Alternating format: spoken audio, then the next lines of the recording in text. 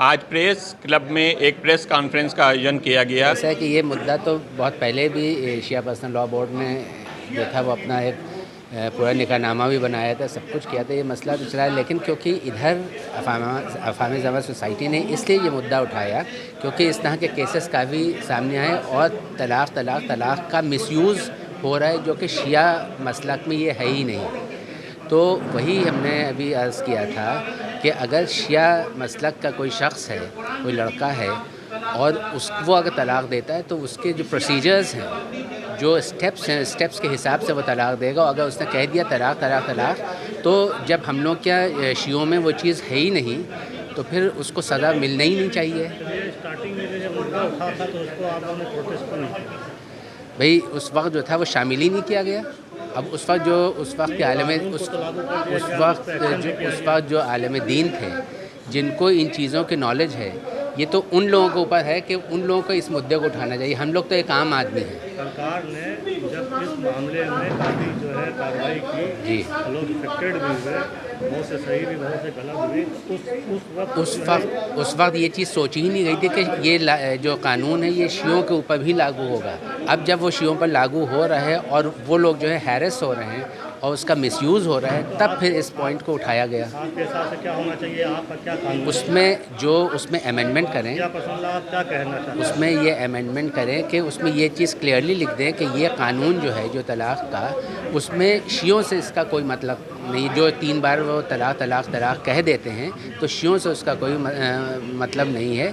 शियों का अपना एक अलग प्रोसीजर है, उसके हिसाब से वो तलाक़ होता है। जो जैसे उसमें यह है कि किसी ने तलाक़ किसी को दिया तो उनको 3 महीने के लिए जो है एक वक्फ़ा होता है, जो इद्दत का टाइम होता है, और उस 3 महीने में अगर आपस में मुसालियत हो जाती है तो वो फिर से निकाह कर सकते हैं। उसमें वो हलाले वाला भी कोई उसमें क़स्सा नहीं होगा।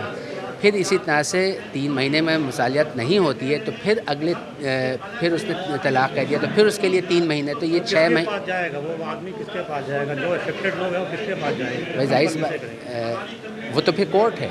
अगर वो तलाक़ दे रहा है, मतलब ये है कि जब इस तरह के जब मामले आते हैं जी, जिन लोगों को तो आलिम दीन जो हैं, जो मौलाना हैं, तो मौलाना जो हैं, ये उनसे ही तो मसला हल करवाया जाएगा। उन्हीं से तो पूछा जाएगा कि भाई ऐसा ऐसा मसला, अब आप बताइए, आप अपनी राय दिए। तो वो आलिम दीन जो हैं वो फिर सही बताएंगे कि क्या इस मसले का हल क्या है। तो वही है कि जब 6 महीने का उनको वक्फ़ा मिल रहा है, उसमें अगर कॉम्प्रोमाइज़ नहीं होता है, उसके बाद भी 3rd स्टेप में वो फिर से तलाक़ कहता है, तब जाके वो तलाक़ होगी, वरना तलाक़ शियों में नहीं होगी। राज़ी होने पे तलाक़ हो जाएगा। लड़की अब राज़ी नहीं है, लेकिन अगर लड़का जो है वो कह रहा है, भाई लड़की मान लिया कि एक पार्टी जो है वो राज़ी नहीं है, लड़की राज़ी नहीं है, लेकिन लड़का जो है वो राज़ी है, वो तलाक़ दे रहा है, क्योंकि लड़का ही तो तलाक़ दे रहा है। तो फिर वही 3 बार जो है जैसे हुआ कि उसके इंटरवल्स के बाद, स्टेप्स के बाद, तब वो तलाक़ मानी जाएगी। स्टेप बाय स्टेप होगा। तो इसीलिए वो टाइम दिया जाता है। वो खुला होगा, वो खुला होगा, खुला है।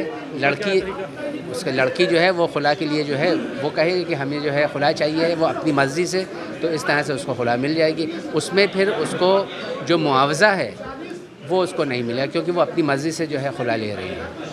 तो जो शरई तौर पर जो उसको मुआवज़ा मिलना चाहिए है तलाक़ में, वो उसको फिर कुछ नहीं मिला, क्योंकि वो अपनी मर्ज़ी से तलाक़ दे रही है या वो खुला ले रही है। महर वगैरह जो और ख़र्चा पानदान है या इस तरह के जो भी होते हैं, भाई उसकी मौलाना की बाकायदा दस्तखत है उसमें। ये थोड़ी है कि ऐसे हर चीज़ वहाँ पर होंगे, उन लोग से बिल्कुल उनके सामने होगा, उन लोग की लिखा पढ़ी। जैसे निकाह में निकाहनामा होता है, इसी तरह से वहाँ पर मौलानाओं के बीच में उन लोग के सामने वो चीज़ होगी और उसमें गवाह भी होंगे। निकाह में तो यह है कि मान लीजिए कि लड़का लड़की जो वो ख़ुद भी निकाह पढ़ ले, सीगे आते हैं सब वो पढ़ ले, या एक मौलाना जो है उन्होंने पढ़ दिया। लेकिन इसमें यह तलाक़ में या खुला में कि मौलाना तो हों ही, उसके साथ साथ गवाह भी हों, तब जाके जो है वो तलाक़ होगी या खुला होगी। सज्जाद टाइम न्यूज़ से मैं जमाल मिल